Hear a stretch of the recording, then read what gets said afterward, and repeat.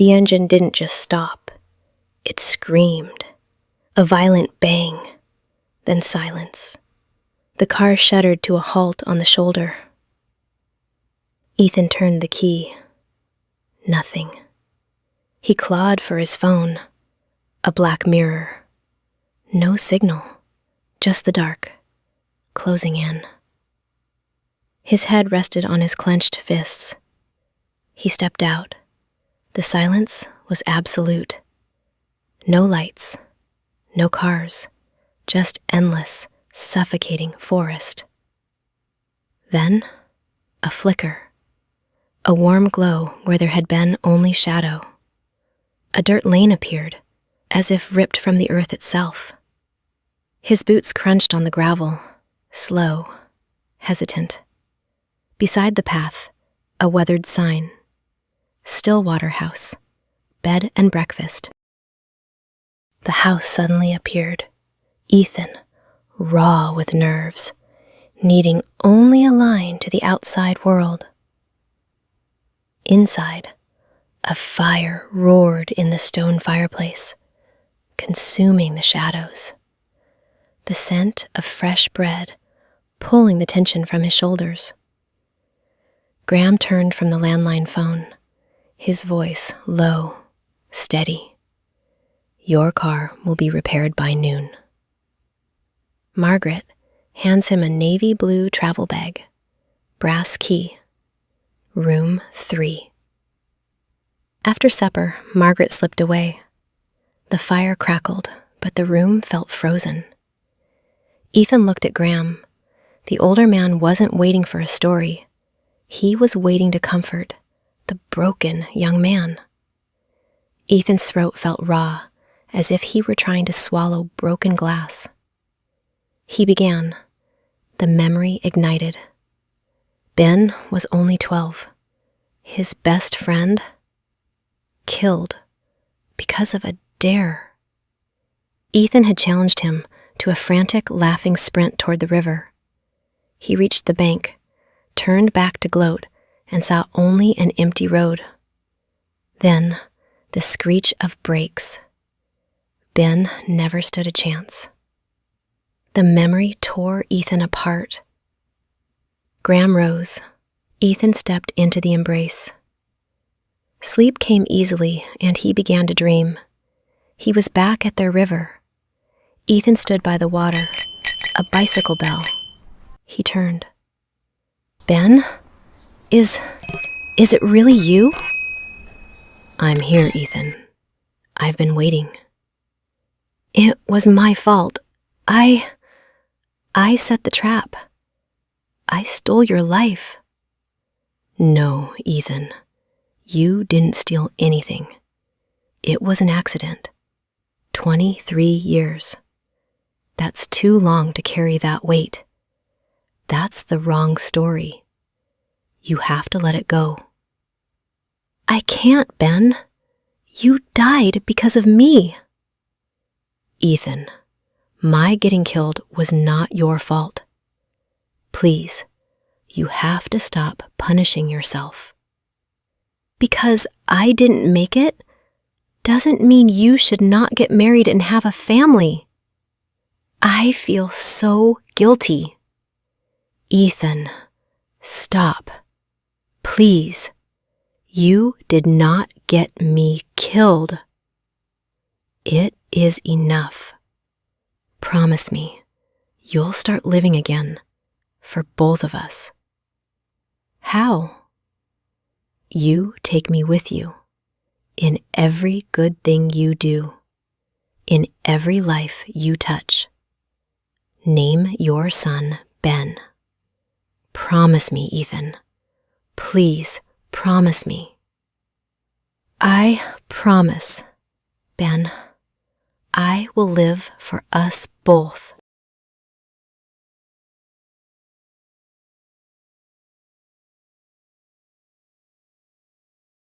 Ethan woke to sunlight. Something had changed. Looking up at the ceiling, he whispered, "Thank you, Ben." Downstairs, breakfast waited. Margaret smiled. You slept well. Yes, I finally did. Outside, his car sat in the driveway. Clean, repaired, ready. Ethan reached for his wallet. What do I owe you? Graham gently closed Ethan's hand, pressing it down. Everything has been taken care of. Ethan looked from Graham to Margaret. The gratitude was too vast for words. I don't know how to thank you. Margaret smiled warmly. Travel safely.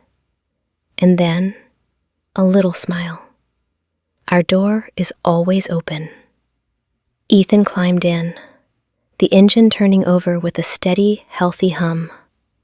As he drove down the long driveway, he looked back in the mirror.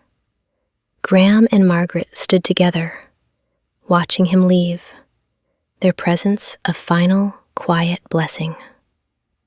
At the end of the lane, he stopped. He looked back one last time. Stillwater House was gone. Only trees and an empty, overgrown lot. Ethan stepped out, stunned. He placed one hand over his heart, one over his mouth.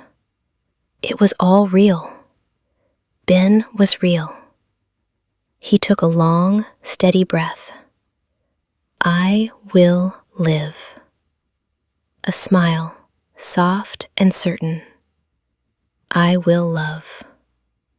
He climbed back in and drove toward the life that had been waiting all along. Years later, he returned. Ethan, no longer looking for answers. He came to introduce his wife, Amber, and his young son, little Ben, to everyone.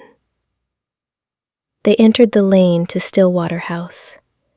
It stood there, magically reappeared, exactly as it was. Graham and Margaret, unchanged, the eternal caretakers for this mysterious house, were waiting. Graham's eyes locked onto the boy. I think Ben is here for his special gift. And with a steady hand, he lifts the heavy canvas cover.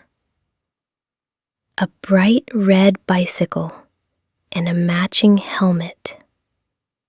Graham's smile, warm. A young friend asked us to keep this safe for his friend's son. The two men hugged, a silent understanding passing between them. Thank you, Graham, for everything. Ethan looked toward the upstairs window, and there was Ben, smiling, laughing, exactly as he remembers him. Ethan smiles and whispers, I love you. Thank you. Little Ben mounts the bike, his hands shaking slightly. Ethan bends. He steadies the frame. You're ready, Ben. I'm right here. I'm not letting go until you're ready. Ethan runs alongside him. The meadow, the wind, the race that never ends in tragedy, but in a beginning. He lets go. Ben falls onto the grass. Ethan looks to the window, then offers a hand to his son. Little Ben rides, his confidence building with every revolution of the pedals. Graham steps to Ethan's side, pressing a special gift into his hand. A bicycle bell. Ethan rings it. The sound echoes. Clear, bright, eternal. Heaven has built a special bridge between a man and his best friend.